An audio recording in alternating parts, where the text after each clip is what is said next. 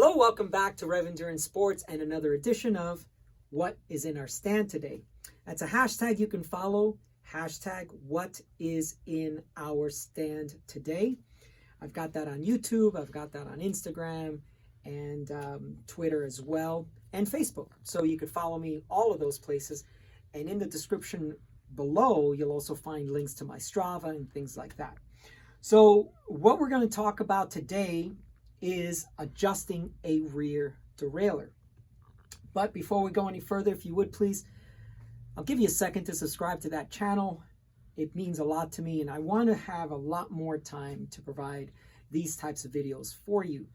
I want to make you a steward of your own bike maintenance, or at the very least understand when a mechanic at a bike shop says, this is what's wrong, this is what the corrective action is, and this is how much it's going to cost. You will understand what's happening and why they're doing what they're doing. Okay, so what we're going to do now is talk about this rear derailleur on this bike. And this is a gentleman who rides with us, and I'm still in my kit because we just did our typical Tuesday ride. And he's got some shifting issues, so we want to address those. So, one of the first things that I noticed when I looked at his rear wheel was there was some play in the hub. And see if you could see that. And if you focus right here, you can see the gap widening and closing, widening and closing. So one thing that's really important to understand, come back over here, sir, is that you see the gap between each one of these cogs. There isn't a lot. As a matter of fact, you know, most of these chains, they measure 5 to 5.56 as far as width in millimeters. So when you're looking to center and get precisely onto a cog, this amount of play could cause quite a bit of an issue. So I think this is a good time to talk about end caps, what they are, and in this case, why there is so much play here.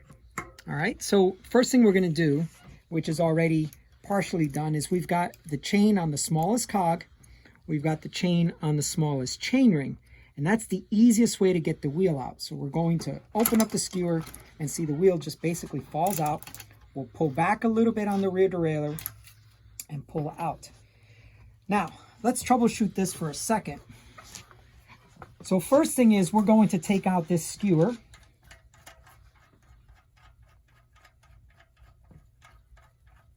And just to make sure we keep all our parts together, once we take the skewer out, let's always put the spring on.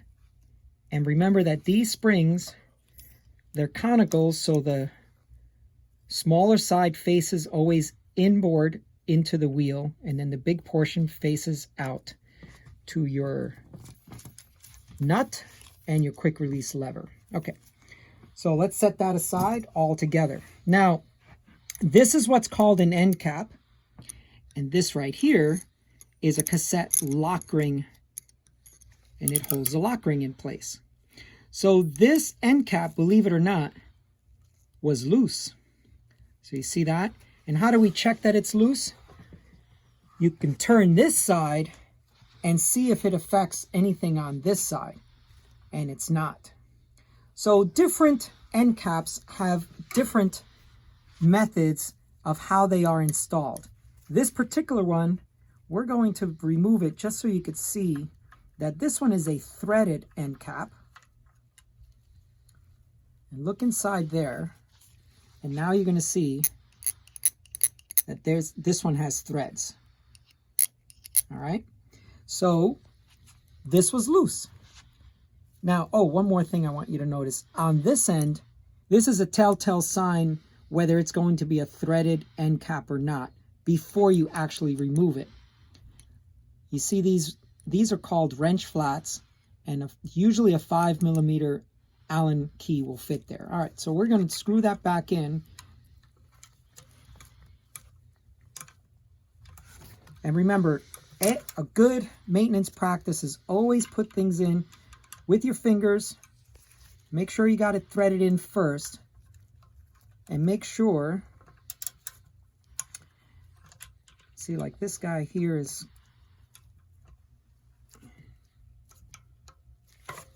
let's see if maybe the axle, oh, that's why. See, because the axle is loose on the other end, so we have to hold it.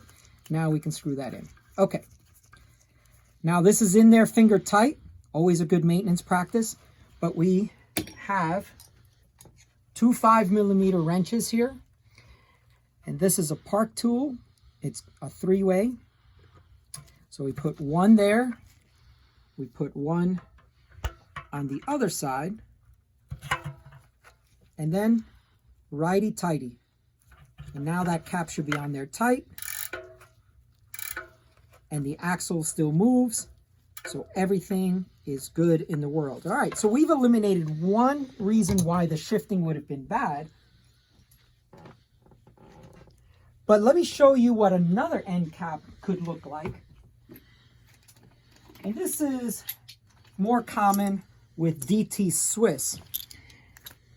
These don't have threaded, but they pop on into the hub, free hub body on one side and into the hub on the other side. And in this particular case, this is now going to reduce a big hole to a little hole. In other words, from a through axle setup to a quick release setup.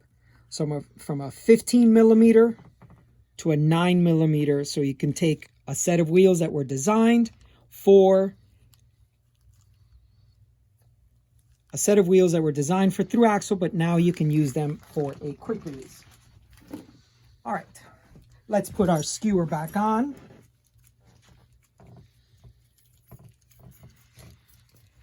Next thing we want to address is the shifting issue that he had.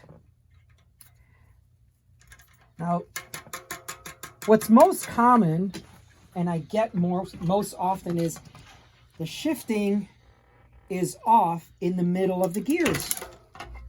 Well, that's where it needs to be just about perfect.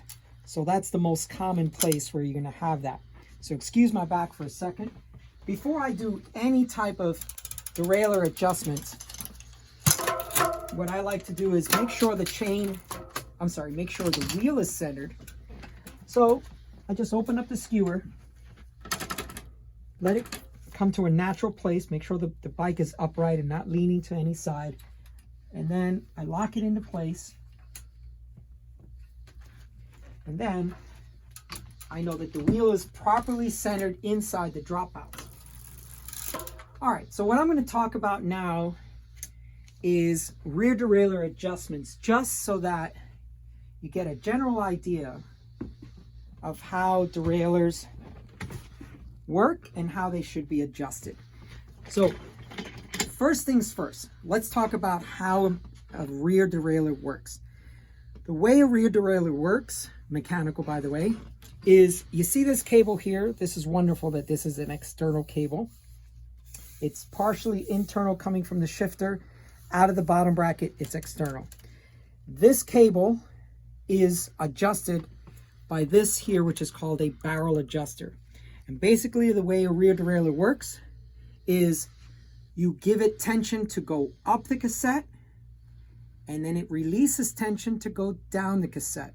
So this is a mechanical effort to go up the cassette, but going down the cassette, there is no pulling. There is nothing mechanically pulling it in the direction of the the smaller cogs. So you pull up, relax down, pull up, relax down. This is important because that's how you troubleshoot what you have to do as far as tension on your cable to remedy your shifting issues. So the very first thing I do with any bike before I do any type of adjustments to the rear derailleur is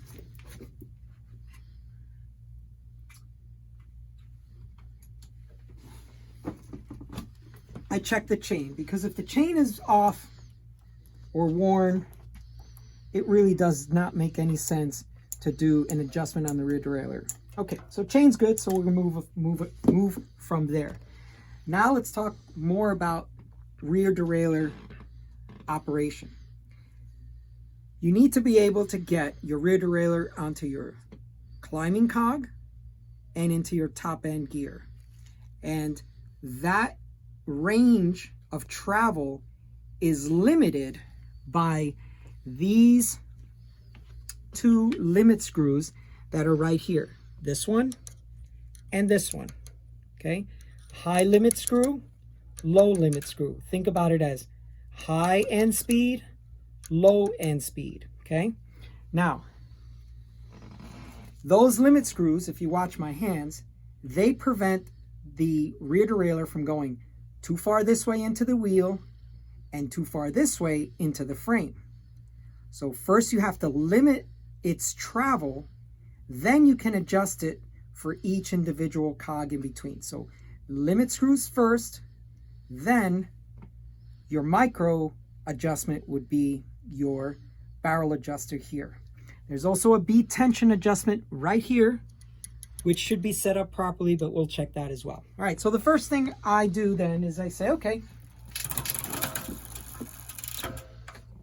here it is in my climbing setup. This is my largest cog, and then here is what's called the guide pulley. And the best way to remember this is it guides the chain into the rear derailleur, and then this is called your tension pulley, and that provides tension. So guide pulley, tension pulley. What we're looking at here is we want this rear derailleur pulley, this guide pulley, to be directly underneath this largest cog, okay? And if that limit is good, then the next thing we check is the high limit. So this right here is your top end gear, your smallest cog, and you look for it to be to the right of this cog. Here it's directly underneath, but on this one it's supposed to be to the right, in other words, closer to the frame.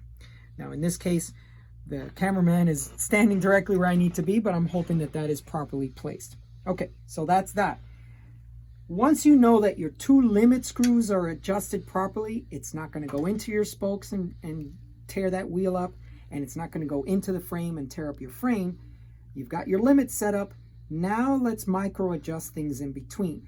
All right, now this barrel adjuster boggles people on how it actually works. But the best way to describe it is if you use your thumb as your guide, wherever you want that chain to go, if you want the chain to go up the cassette because it's shifting but it's dragging to go into the next larger cog, that means you got to go that way. Use your thumb as your guide, turn the barrel adjuster so that your thumb is going in that direction. If the chain is hesitating to come towards the smaller cogs, that means you've got too much tension on the cable and you have to release the tension, okay? Some people want to ask, well, is this righty-tighty? Is this or that? That'll get confusing. Just use your thumb as your guide. So let's experiment. So the first thing we're going to do, we need a known location. We need to know where the chain is supposed to be, where you have chosen on your shifter, and where it is have to match before you start anything else. Okay, so we're supposed to be all the way on that gear. Okay, it's there. And we listen if it's good. And it seems to be quiet. So now the next thing, by the way, that's the front derailleur if you hear a little rubbing, but let's ignore that because you really shouldn't be riding in little, okay? So now we give it one shift.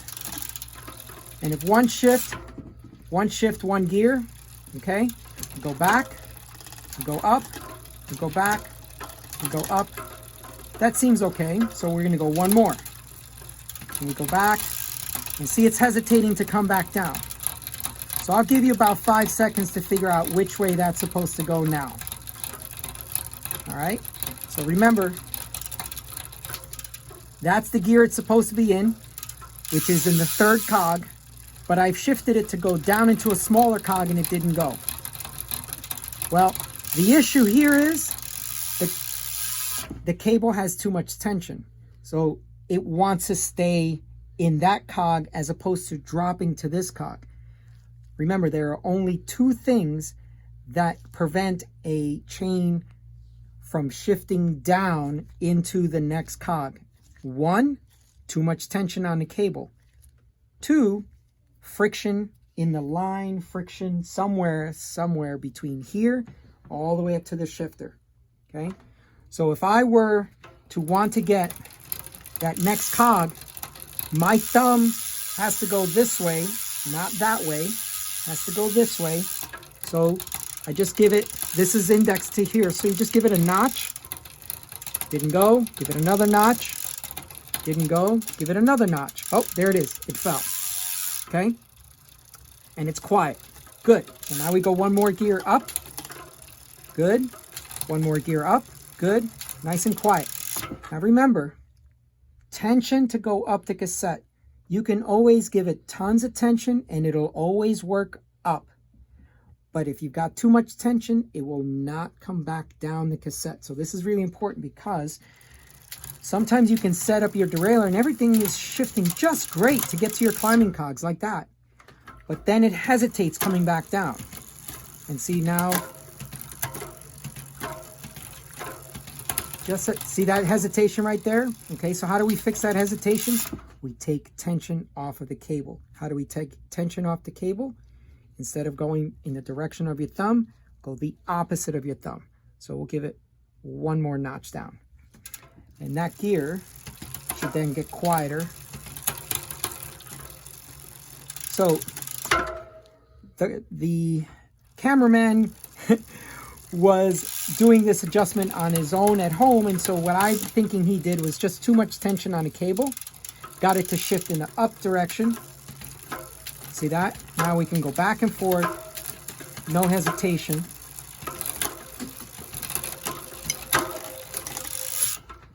And you want to stop the freewheel from time to time, just so that.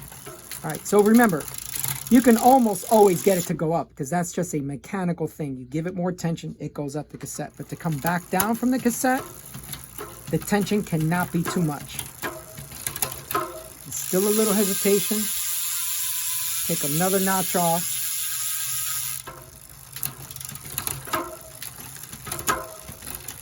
Now, when you're having too much trouble adjusting your rear derailleur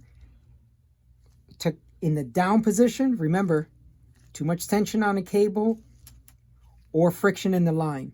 If now you know I've done everything I can to make this shift in the down direction, but I'm losing the up shifts now, then you know you have friction in the line somewhere and it's time to replace either the cable itself because it's lost its elasticity, cables stretch and contract, or you've got friction in the line. So that's all we're going to discuss for today. We'll spend a lot more time talking about rear derailleurs if you still have questions about it, but one thing to keep in mind is rear derailleurs are actually really simple. They just need cable to go up the cassette. They need a relaxing to go down the cassette. You have to set the limits on the sides so that it doesn't go into the spokes, doesn't go into the frame, and then the micro adjustment in the middle with the barrel adjuster. The bead tension screw is basically just so that you have enough space between your largest cog and your guide pulley.